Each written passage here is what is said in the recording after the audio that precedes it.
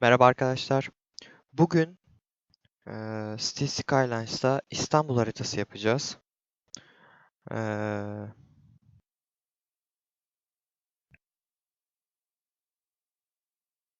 Ben daha önce birkaç mod denedim. Steam atölyesinde bulunan iki tane İstanbul haritası modunu denedim. Fakat bir tanesinde Anadolu yakasında tren hattı yok. Fakat şu an tren hattı hem yüksek hızlı tren hem de banliyö treni olmak üzere çalışıyor. Yani oyun terimleriyle konuşursak hem içeride hem de dışarıda hem içeriye hem de dışarıya tren gidebiliyor. Eee, Şimdi gördüğünüz gibi oyunda bir harita yaparken öncelikle asla mod çalıştırmamalısınız. Ve size böyle 5'e 5'lik bir şey veriyor. Oyunda atölyede bulunan birkaç modla beraber bunu 25'e ve 81'e tüm haritayı kapsayan 81'e çıkarabiliyoruz. Şimdi neler var burada? Burada gördüğünüz gibi yükseltme, alçaltma gibi şeyler var. Burada içeriye dışarıya aktarmamızı sağlayacak birkaç şey var. Bunlar su için, bunlar topraklar, bunlar yine ağaçlar, yollarımız. Bu yollar Mass Transit DLC'sine giriyor. Böyle kavşaklar var, tren hatları var. Gemi bağlantıları ve uçak bağlantıları var. 4 tane hava bağlantısı, yol bağlantısı. Bunun gibi ekstra taşlar, kulelerimiz var. Burada da başlangıçla SS alabildiğimiz bir harita var. Buldozerimiz var. Ayarlarımız zaten ayar. Şimdi öncelikle burada gece gündüz döngümüz. Sisi kaldırıyorum. Ee, Öncelikle atölyedeki iki tane benim oynadığım İstanbul haritasından göstermem lazım. Biri bu gördüğünüz üzere. Yapan arkadaş çok başarılı yapmış. Ben bu haritayı da oynadım. Kendim şeyler yaptım. Fakat Anadolu yakası gördüğünüz gibi yok.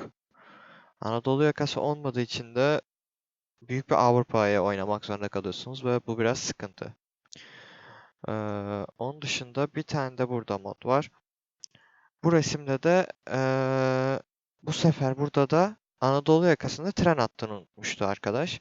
O yüzden Anadolu yakasında dışarıdan tren gelemiyor. Halbuki eee, İstanbul'da dışarıdan bağlantılar trenle sağlanabiliyor. Eee, Şimdi öncelikle İstanbul'u bir Google haritalardan bakalım. İstanbul haritamız böyle. Boğazımız geçiyor. Eee, Ben Boğaz'ı ortaya alarak bir harita yapmak istiyorum. Yani hem Asya'yı hem Avrupa'yı yapacağım. Burada bir tane Boğaz Köprümüz var. Birinci köprü. İkinci köprü Fatih Sultan Mehmet Köprüsü. Üçüncü köprü Yavuz Sultan Selim Köprüsü. Bu köprüde şurada da görebileceğiniz gibi köprünün arasında tren geçebiliyor. O yüzden burada bir tren hattı da yapacağız. Onun dışında burada bir denizin altından Avrasya Tüneli dediğimiz bir tünel var. Bu tünel gelip bizim otoyolumuza bağlanacak. Fakat harita yaparken tünel yapamıyoruz. Oyun buna izin vermiyor. O yüzden bunu da köprü olarak yapacağım ve 4 köprü olacak İstanbul'da. Onun dışında tren hattımız yine buradan gelecek. Pendik'ten gelip tren hattımızı göstermek istiyorum. Tren buradan geliyor. Pendik istasyonumuz. Tren hatları sahile yakın olacak. Sahilden geçip Ayrılık Çeşmesi durağı ve buradan Avrasya Tüneli değil. Buradan devam ediyor. Ve buradan Üsküdar'dan da sonra bu tünelden geçiyor. Tren hattımız buradan geçiyor. Marmaray tünel hattımız buradan geçiyor ve buradan Sirkeci'ye çıkıyor. Ve buradan tekrar sahile inip karşıya devam ediyor. Havalimanlarımıza gelirsek burada bir tane kapatılan ama eskiden açık olan Atatürk Havalimanı var. Ben buraya bir havalimanı vereceğim. Onun dışında burada bir tane havalimanımız daha var. Sabiha Gökçen Havalimanımız.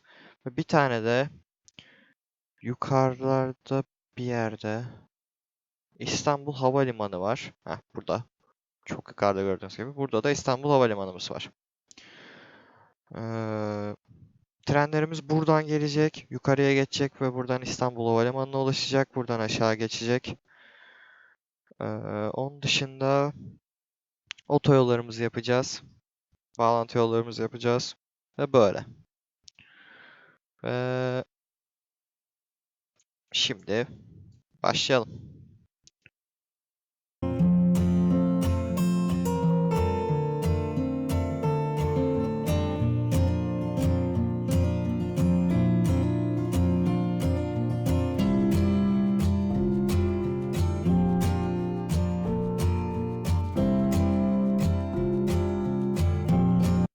Ben bu ortadaki kareye boğazı yerleştirmek istiyorum. Şimdi hemen haritamıza bakalım. Boğaz genişleyerek bitiyor. O yüzden hafif böyle genişletebileceğiz. Şuraları açalım. Ve böyle bittiğini varsayalım. Oradan buralara giriyoruz.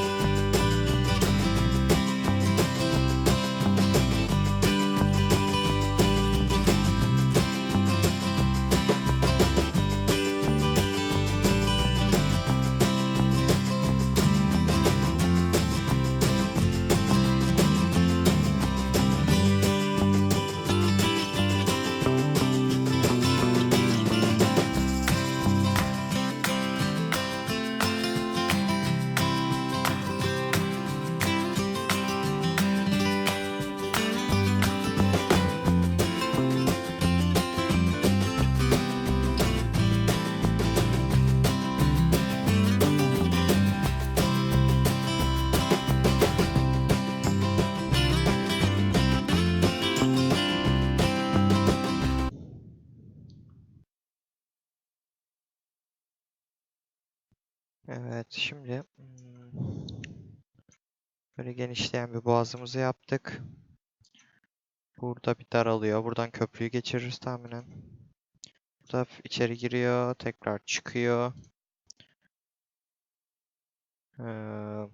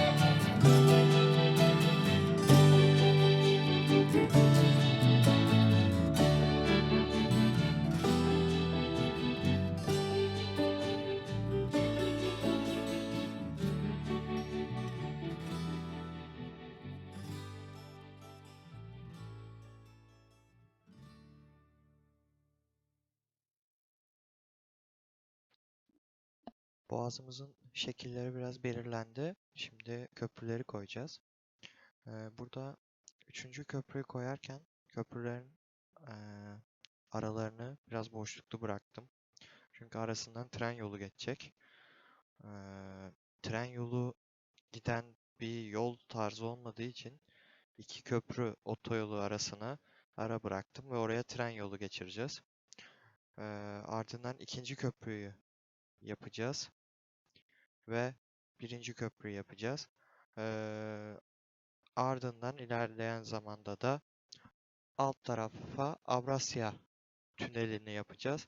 Fakat Avrasya Tüneli haritanın izin vermemesi yüzünden tünel olamayacak. Avrasya Köprüsü olacak. Böylelikle 4 köprülü bir İstanbul olmuş olacak.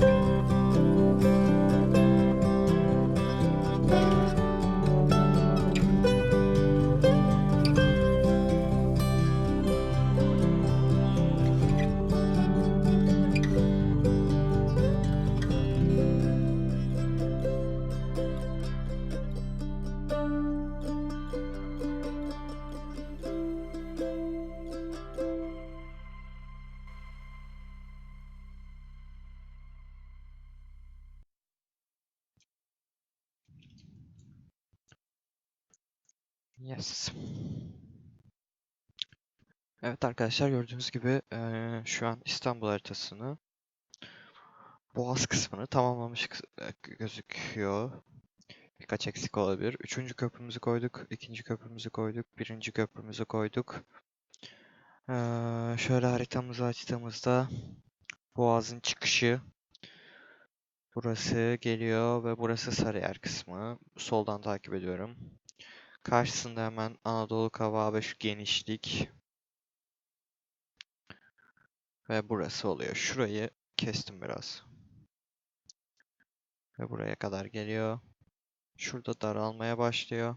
Ve ikinci köprü. Şu dar kısmı. Burada hemen şu viraj. Ve oradan birinci köprüye iniyor. Bence oldu. Ee, Onun dışında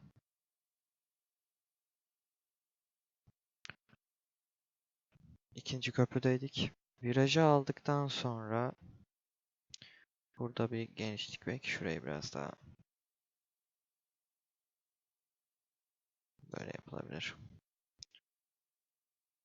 Karşı taraf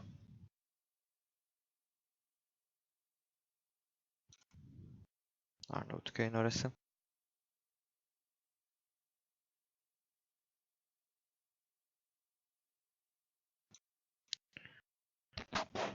Arnavutköy'ün oradan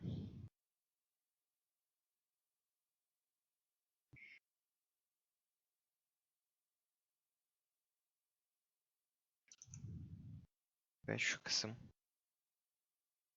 Üsküdar'a kadar. Burası geçiş. İlk burayı biraz daha açabiliriz.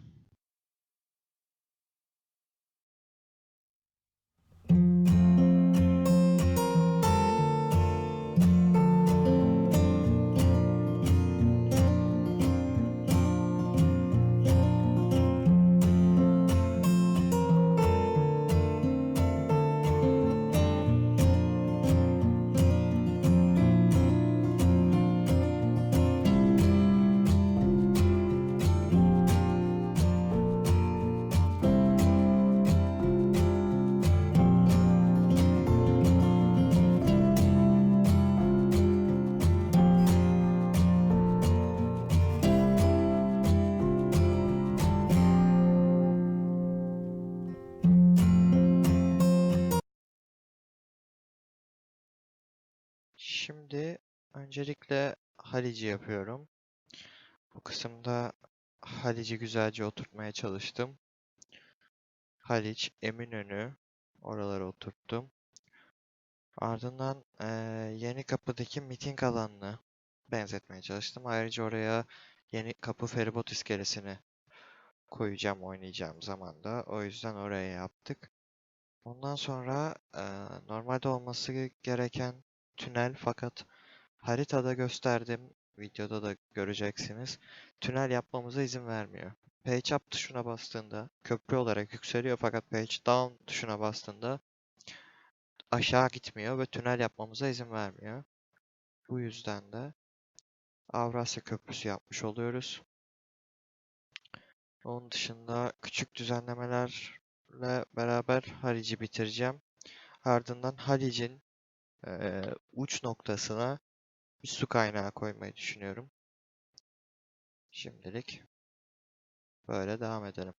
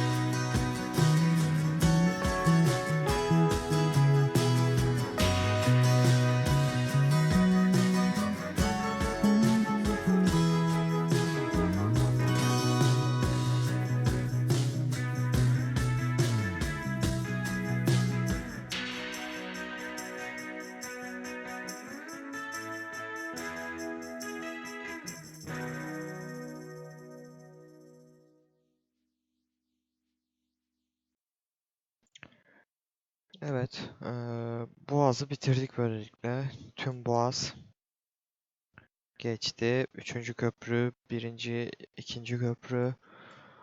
Avrasya Tüneli normalde ama maalesef oyunda yani tekrar gösteriyorum. Yukarı çıkış var ama aşağı gidiş maalesef yok. Haritada tünel yapmamıza izin vermiyor direkt. Ee, Onun dışında bu yüzden köprü yapmak zorunda kaldık. Tünel yapamıyoruz. Ee, Burası o dönüş. Buradan Kadıköy'ü vereceğim şimdi. Kadıköy. Biraz ilerletelim. Kadıköy'ümüzü yapalım.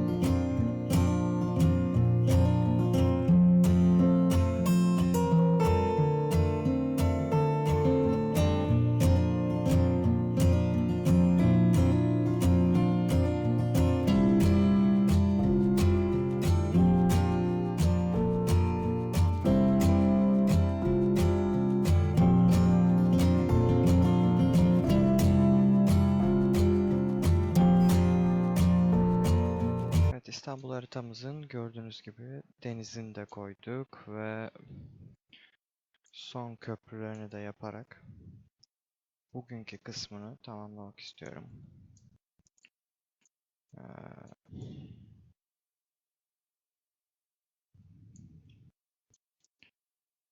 Avrasya Köprümüz, Boğaz Köprümüz, Fatih Sultan Mehmet Köprümüz ve Yavuz Sultan Selim Köprümüz olmak üzere 4 köprümüzü de Halicimizle tamamlamış olduk gördüğünüz üzere.